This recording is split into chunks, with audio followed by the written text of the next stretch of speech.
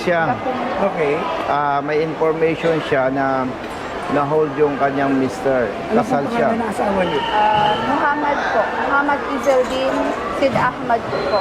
Ibrahim. Ito, Muhammad Isaldin. Blacklisted po siya. May mga receipt siya dito na inayos niya, binayaran niya, brother. Chief, with all due respect, banggitin mo pag may nakausap Hindi po, ka. Sir, ang ano po kasi, dito po sinabi ko lang po na kaya hindi po napapasok dahil blacklisted. Hindi, ganito. Kanina pa ako nag-observe sa iyo eh. May nakakausap ka sa office, di ba? Pero hindi mo nababanggit na last year pa siya blacklisted.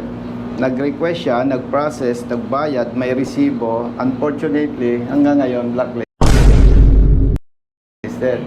Kasi kaya ko lang nabanggit, brother, chief, importante yung complete information.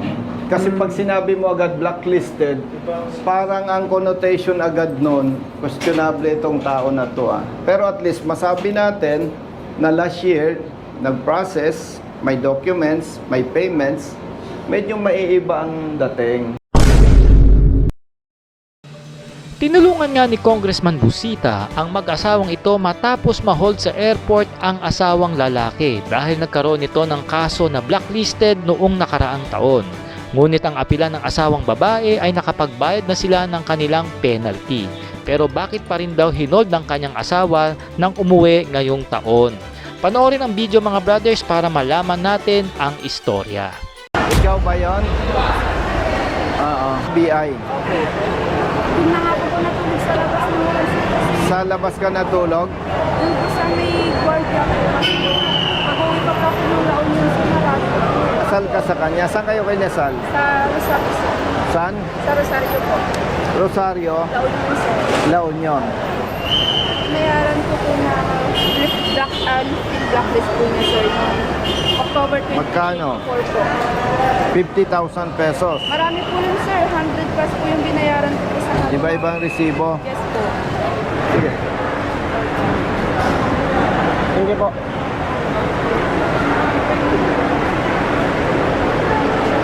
Ayun pa po. Sir, ito pa po sir.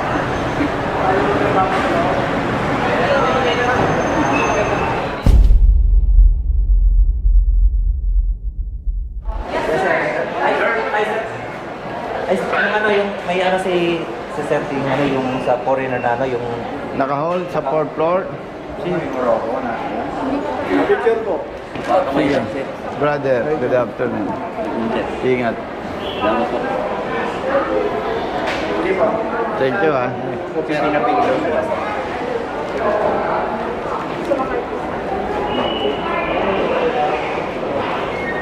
Saan may personal brother dito ng BI? Ang Immigration. BA po kasi sir, andito po yun sa loob po yun. Pero wala silang opisina sa labas. Tingnan nga natin. Doon natin i-verify yung mister niya. Tignan na muna ako sir. thank you sir. Pwede ko po kayo sa Brother. dun sir. Hindi pa po siya natatanggap sa blacklist. Pero nakapag-coordinate ka na sa main of immigration. Ano po ako, tapos napasa-pasahan na kasi nila ako kaya umapit sa akin yung mama ko po. Tapos na Kay Congressman. Picture lang ba? Ay,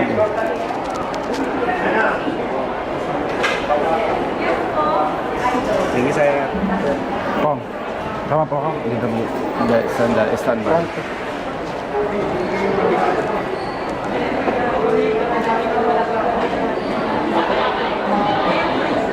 Brother.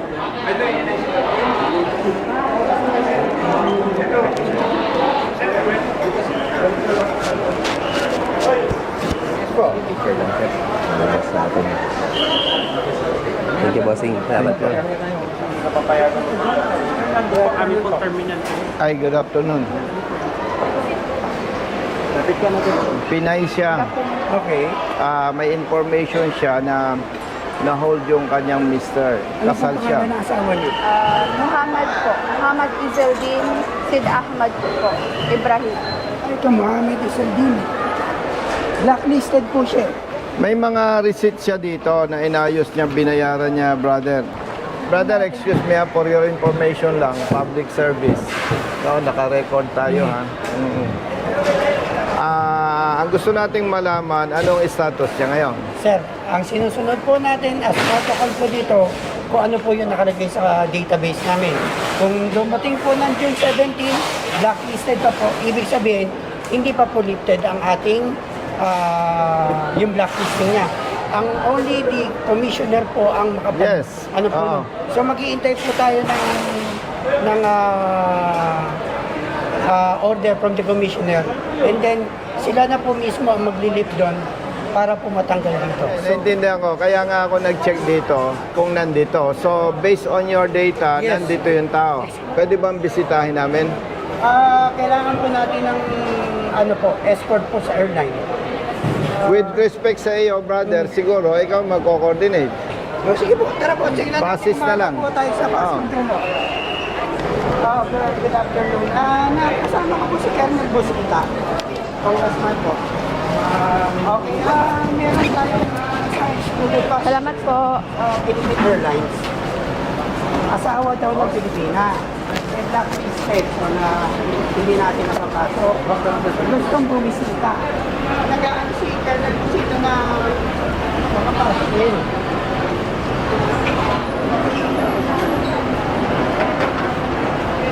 Yes, sir. Good afternoon po. Nandito po kayo sa Terminal 1 ngayon. Si Colonel Busita. Nandito po sa Terminal 1. Ina-assist na asawa ng isang excluded passenger. Nagaan po sila na makapasok po ngayon dito sa atin sa Terminal 1. Kahit lang doon lang po sa opisina. Kaya nga po eh. Yung tipong wala ka na pong tulog. Matapos lang po. Brother. Ano? Sambales po, sir. Okay, okay. Saan po? Dani po, sir. Sambales. So, hindi po namin nabayaran. So, last year lang po nabayaran. Diba? Lagi po, sir. From Sinalo po Sambales. kayo? Opo. Lagatid na po. Ingat. Thank you, sir. Okay, sige. Okay po. With my wife po.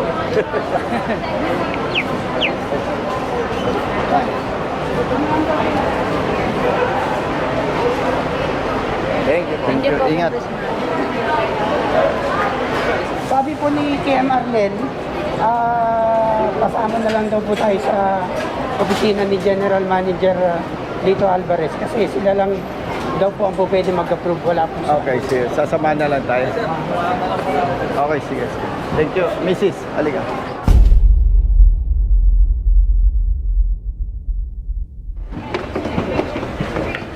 Nag-aalala yung Mrs. Ongoing meeting. Sinong pwedeng makausap namin? Sir, wait lang po, sir. Inform ko lang po yung hospital. Sige. Kailangan po si GM po, sir. Sige, mabilis lang kamo. Thank you. Brother, good afternoon. Meron kasing lumapit sa akin, kababayan natin, Pinay. Kasal siya sa foreigner. Last year, na-hold siya dahil ng blacklisted. So, nagbayad sila, nag-process ng requirement dyan sa BI, sa head office, last year. Itong June 17, dumating yung husband niya, na-hold na naman until now. At hanggang 5:30, ano ba oras na? Aabot pa kami kung pupunta kami dyan. 4:10 na po. 4:10. Walang ano tayo. Traffic. Ganito na lang, brother, with respect sa iyo, kasi syempre Friday ngayon, picturean ko yung documents, tapos paki-verify ano bang nangyari, bakit ganun. Thank you, ha? Thank you. Okay, bye-bye. Bye-bye. Picturean ko. Pareho ito, tsaka yan. Opo, naka-attach po dun sa lifting po niya. Sir, nasend ko na po lahat. Nasend mo na Po lahat. sa office nyo. Yung mister niyo po ba, bakit na blacklist? Nag-overstay po ba dito? Overstay. Nung last time po, nag-overstay po siya. Okay. So, nung last year po, Indigency. So, indigency. So, nakabayad na po lahat yes ng po. penalties. Opo. May Okay resibo. din po, pinorward ko na po lahat yan sa staff ni Commissioner Biado. Ang tanong, brother, kung tayo nasa kalagayan niya, siyempre gustong makita. Ano ba ang polisiya ninyo? Magpa-escort na lang tayo hanggang sa... Nandun na po sa opisina ko yung asawa po niya. O sige. Pinababa ko na po. Okay, thank you. Thank you. Thank you po. Kung may excluded passenger kami, kailangan gusto lang daw kung makita ng asawa yung passenger. Nandun na po sa opisina ko. Ano sir eh, actually si Sir Robert, nasa sir eh. FGN? Oo po. Oo nga po, hindi rin namin ako. Kasi nandito si Sir Alvin. Pwede po bang... Sir, Nagkaroon. mangingi na kami ng permiso. Kahit ang nandun na sa opisina ko, pinababa ko na yung pasahero, yung asawa ng inay, para lang makita niyang maayos yung asawa niya kasi dumating dito blacklisted so hindi natin mapapasok. So, it's been 4 days na daw. So, nagwo-worry na ang asawa. Iano lang natin. May office na? Oo, nasa office lang. Dito nag-aral yung husband mo. Sa Baguio po. Ilang years? 1 year po sa Baguio, tapos sa Dagupan po is 2 years po. Brother, Congressman, yes. check ko na po, initially, hinahanap lang itong documents na tinili ko po kung nasaan. Pero naipilit ko na rin po sa terminal pad na yung subject natin. Anong status niya? Hinahanap pa po yung documents po niya. Yes po. Right now, pinapatrace pa po namin. Alam na rin po ng disposed staff namin, inasikaso na po nila Congressman. So So, anong balikan ko po kayo once ma-confirm namin kung nasaan yung documents. Kasi sa records po namin, wala nang natatransmit sa Office of the Commissioner. So most likely, nasa legal division pa po siya. Tinitrace lang po ngayon. So anong magiging possibility niyan kung makita ninyo na hindi pa approve po? Tingnan po natin Congressman kung nasaan yung papel para doon po sila makapag-assess yung mga lawyers po namin dito sa Okay, Office of the sige. Commissioner po. Actually, kaya ito pumunta sa office ko, hindi na malaman kung saan makikipag-usap at kung anong gagawin eh. Oo, opo. kaya kami umeepal. Anyway, hindi mo naman kasalanan yan, ano? Wait ko na lang kung Opo. anong advice ng BI. Sige po sir, antayin ko lang po yung sa legal po para makita lang nila yung documents then ma-assess ngayon kung ano talaga yung course of action na gagawin po. Okay, please. Okay sir, sige po. Okay, bye-bye. Sige po, Bye-bye. bye-bye. Bye-bye.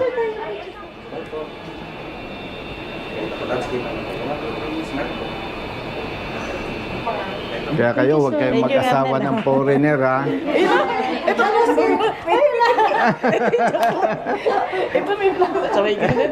Bye-bye. Thank you. Brother, saan tayo daw? Okay, tama. Sama mo. Brother, pakamay. Muwi na kayo. Ha? Okay, thank you. Pasok tayo, Chief. Third na lang tayo. Boss, brother, mamayat ka, ha? Okay, Ay, sige. dito na tayo sa lalabas na tayo. Brother, Laurente, taga saan ka? Sa Colossio Sir. Layo, ah. Thank you.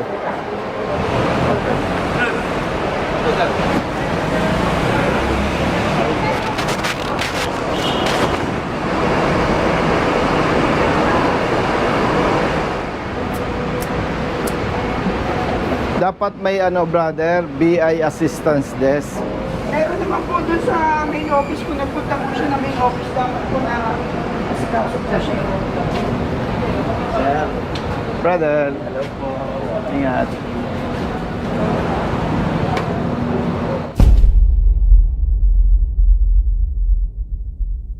Ma'am, si Colonel Busita po, accompanied po niya yung isang asawa ng excluded passenger na naka-ano ngayon sa exclusion via Philippine Airlines po dumating.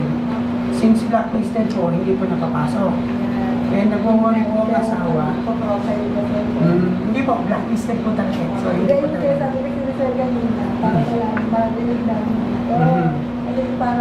Okay po.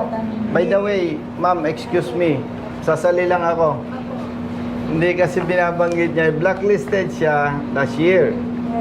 nag-comply yung misis, may mga resibo sa BI.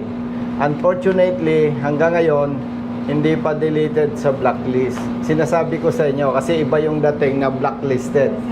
No? Oo. Sino po ang... Ito yung wife niya. Si Lazar. Gusto kong makita para ma-check ko rin kung anong situation ng subject foreigner. Okay, thank you. Chief, with all due respect, banggitin mo pag may nakausap Hindi po, ka. sir. Ang ano po kasi, dito po sinabi ko lang po na kaya hindi po napapasok dahil blacklisted. Hindi ganito. Kanina pa ako nag-observe sa iyo eh. May nakakausap ka sa office, di ba? Pero hindi mo nababanggit na last year pa siya blacklisted, nag-request siya, nag-process, nagbayad, may resibo. Unfortunately, hanggang ngayon blacklisted. Kasi kaya ko lang nabanggit, brother, chief, importante yung complete information. Kasi pag sinabi mo agad blacklisted, parang ang connotation agad nun, questionable itong tao na to. Pero at least masabi natin na last year, nag-process, may documents, may payments, medyo maiiba ang dating. Yun lang ang request ko. Kasi pag sinabi natin blacklisted, kahit ako, pagkausap mo, Sir, Colonel, blacklisted eh.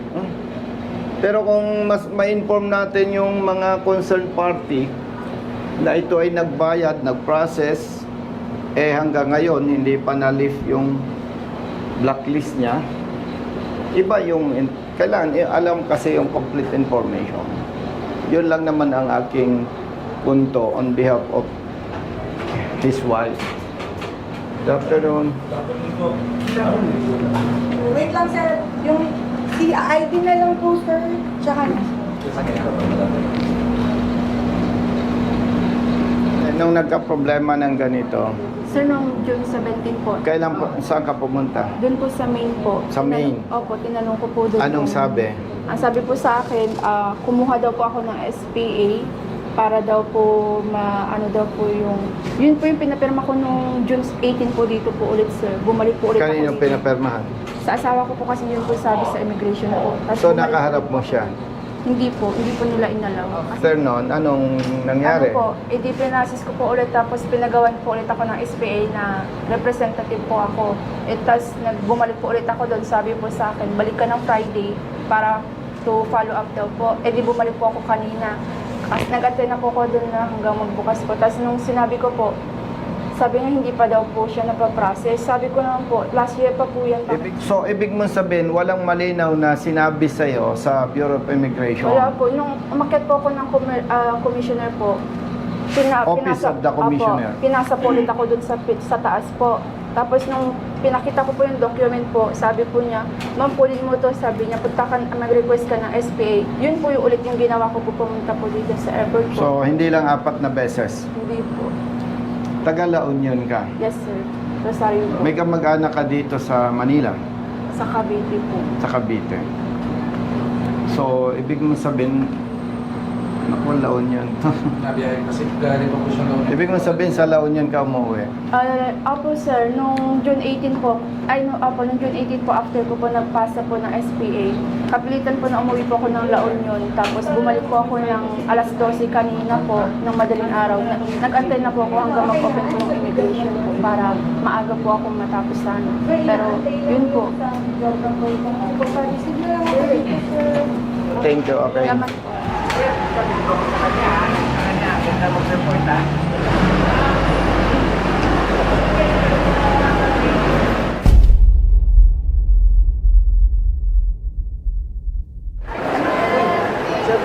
Hello. Thank you. Ay, thank you. Hello po sir. Thank you. Sir, dali po, picture O, sige, bro, saglit Sir. Ay po. Kakababa lang namin dyan. Opo sir. Saan kayo galing? Sa Sydney. Australia po. Australia sir. Isin mo sa Congrats ha, congrats ha. Hi, ma'am. Thank you, ma'am. Thank you po sir. Thank you. Ingat. Ingat. Boss, salamat. Okay. Thank you ha. Brother. Oh, sige. Pero kailangan po Thank you. Thank you. Kukunin lang natin yung ID. Salamat ha. Yes, sir. No problem, sir. Okay. Brother, good afternoon.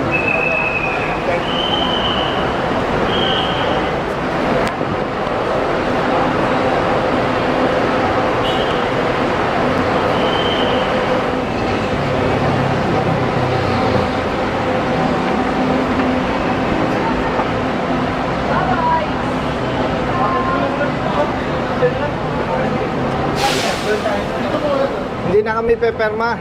Ma'am, thank you po. Salamat po. Thank you ha. Thank you. Si TM ang Brother. naman. Salamat sa assistance. Chief. Ingat po, ingat po. Salamat. Chief. Totoy Vivo. Yes, thank you po. Ingat po, ingat po. Ah, sige.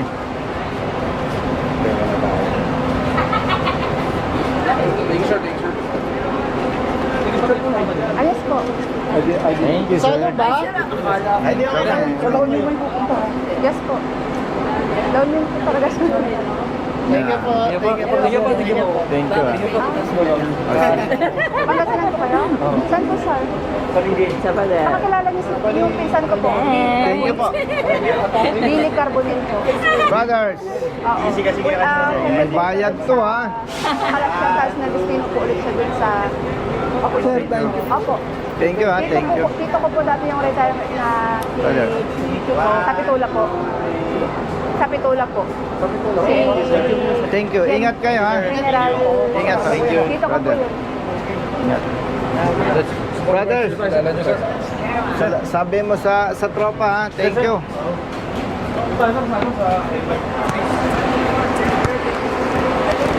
Brother, thank you. Thank you. Thank you sa assistance ha. Snappy. Thank you. Let's go. Thank you.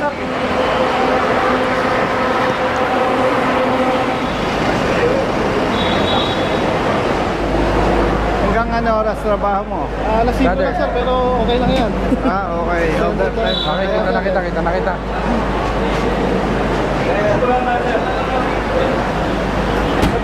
Parating na ako. Sige, sige. Hintayin na lang.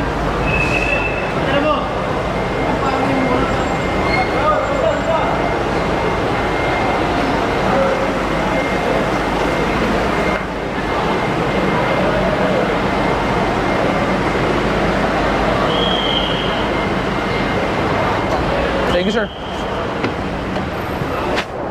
I-open mo yun.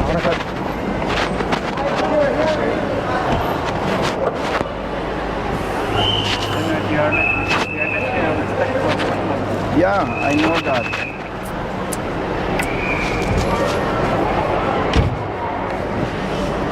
Sir, thank you, sir. Thank you, sir. Thank you, sir. Thank you, sir. Thank you po.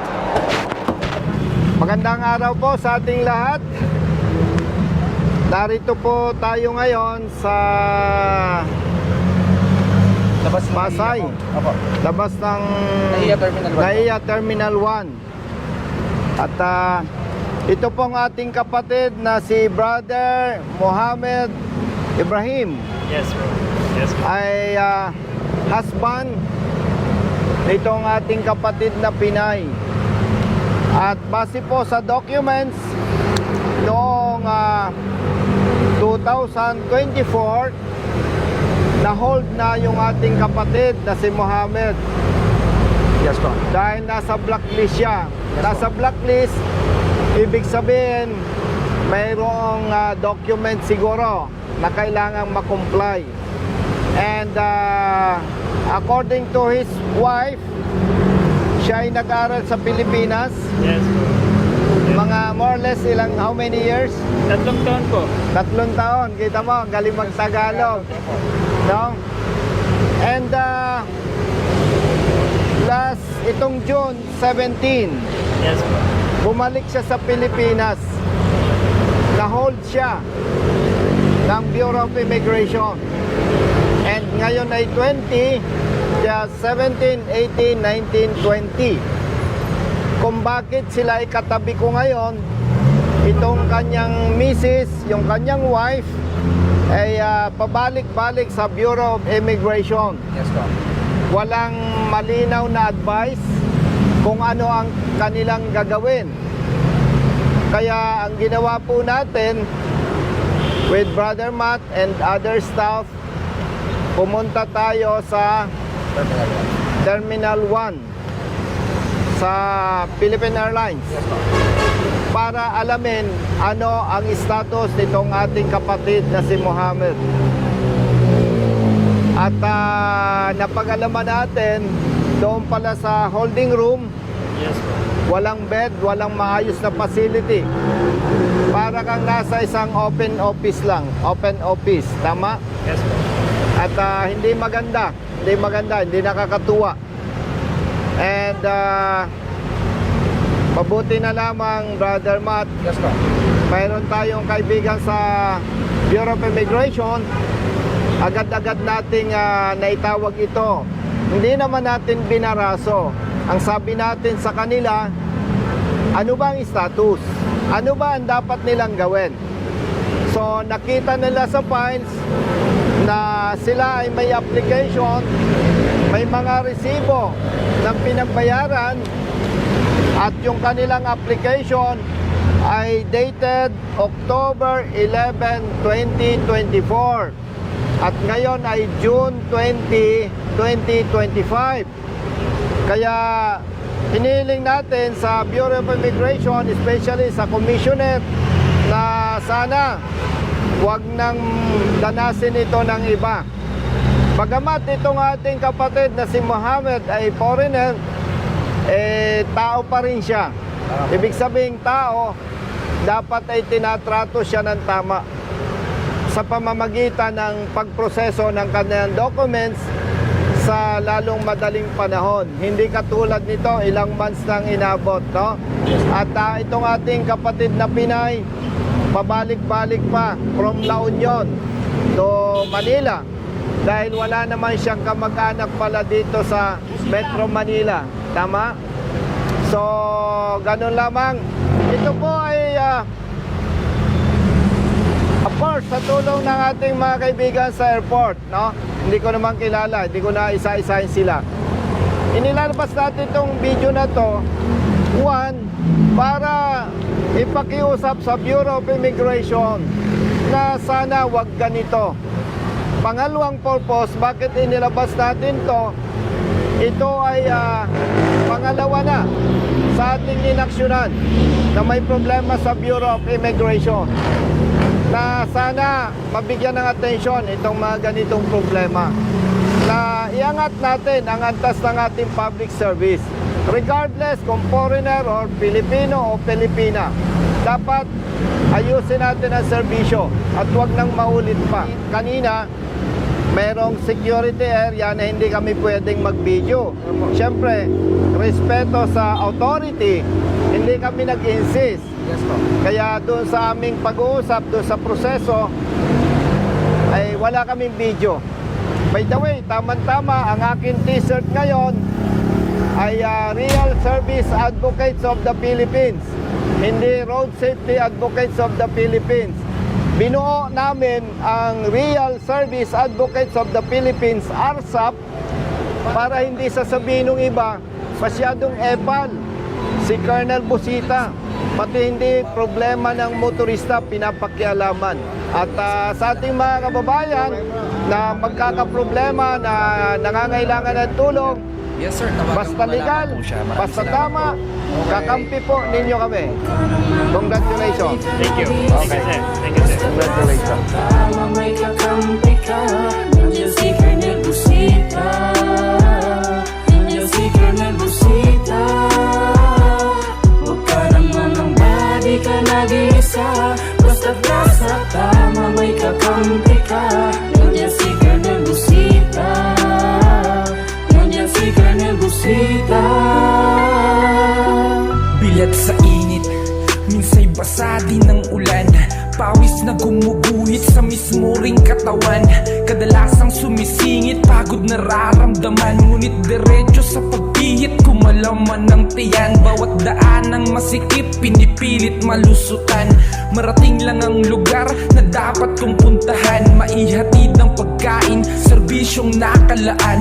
Para sa mga taong kailangan kong pagsilbihan. Napili kong hanap buhay, makipagsapalaran. Magdamag man sa daan, puyat man ay tatatagan. Para sa pamilya ko na laging nakaabang. Handa akong gawin lahat, mabuhay lang ng marangal. Kahit pa may sandaling tila ba natatapakan ng karapatan sa tuwing minsan ay nararanasan. Di patas na pagtingin ng ilang nanunungkulan. Mga taong abusado sa kimsa kapangyarihan. Mga body ka nag-isa.